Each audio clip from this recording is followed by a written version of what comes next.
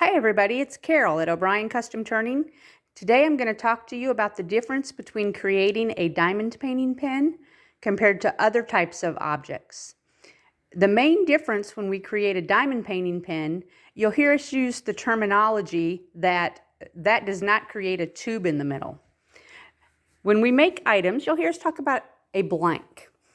Here's what a blank is. A blank is simply a square or a round piece of either wood or acrylic. This is a small diamond painting pen that we made out of a blank like this one. Notice that there's nothing in the middle of it. That's what we mean when we say there's no tube. The difference for other type of items, this is a tube. Tubes go in the middle of the blanks, like this. The tubes are used to give the other components of the item something to attach to, and then also it gives your item more stability and structure. Notice when I have a clear blank, you can see that tube in the middle. So that's something to think about when you're selecting which blank you want to use, that the tube can be seen. When we use the clear blanks especially, we start by painting those tubes to try and hide them a little bit. One other thing that needs to be considered, with a tubed item, they're not all the same. You've all seen our catalogs. They come from, of course, Penn State, but also all of the other vendors. And there are hundreds of pages of many items, all that can be created. I have our handy dandy little green book here. And when I go to our green book and I open it, each of the different types of items that we've created before, I have a different page for. And that gives us the instructions for how to create that item. We've already set up our next batch of projects. And as you look here, you can see I have blanks already cut down. And I have the white tubes you can see painted, ready to go. And note that I have different stacks here. This row of tubes have marks on them. They say 10.5. That means that every one in this row I have to cut down to 10.5 millimeters when I drill that hole through the middle of the blank. These are all 27/64 millimeters. These are 3/8. These are 7/16, 12.5.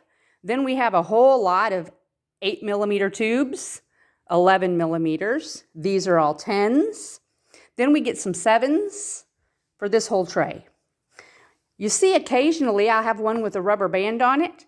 That's a cue to us that there's something different about that particular blank, that we don't proceed like all of the others where we just drill the hole all the way through and glue the tube in the middle. So we know when we get to that one, rather than just following the usual process, we're going to go do a quick double check on the book and make sure what the instructions are.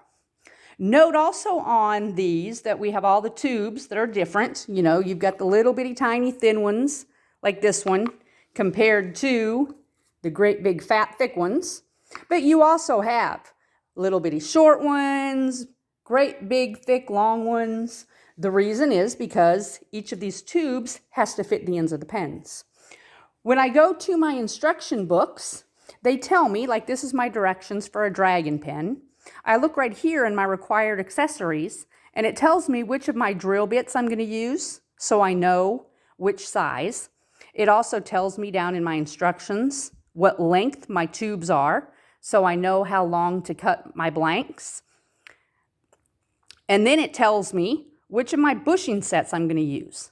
Now here in our shop, we have a system where all of our bushing sets are here. They're in alphabetical order. So I just look at the instructions to see which one I need and I pull it out. But here's an example of what you might see. This one, when it's the WDY set, that particular set requires 2 bushings. This set, the ARCH, that's the archery pen, it requires 3. And then this one is the cigar pens. It actually requires 4 bushings to make that pen.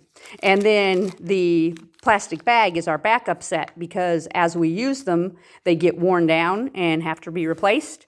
So we have new ones that are already ordered and ready to go as those need to be replaced. The next step on all of these, now that I have cut them down and painted the tubes, Sean's going to come in behind me and he is going to use his lathe and drill the holes through the middle like we've done on this one. And then he will put the tubes in the middle to make sure they fit. And then he goes back and he takes all those tubes back out again. And then he's going to take it into his office and use 2-part epoxy and mix it together and then glue those tubes all in place. After his tubes are glued in place, he brings them inside and comes over here, brings them to this machine, and he grinds down the ends on both sides. Now the danger of when he does that, remember my instructions said back here on my dragon pen how long these tubes had to be? If he grinds down his 2.09 inch tube, if he goes too far, that tube is going to be too short. That means that the mechanics inside of that pen may not work properly.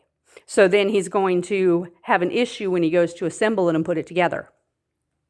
Once that system is all complete and done, he's ready to put the blanks on his lathe and turn them, finish them, polish them, take the pieces off of his lathe, and then assemble them together. Of course, we have our instructions tell us how to do all of those pieces, but that's going to be a video for another day. Have a great afternoon. Remember to come and visit us in our Etsy shop or our Facebook page. Have a great day. Bye.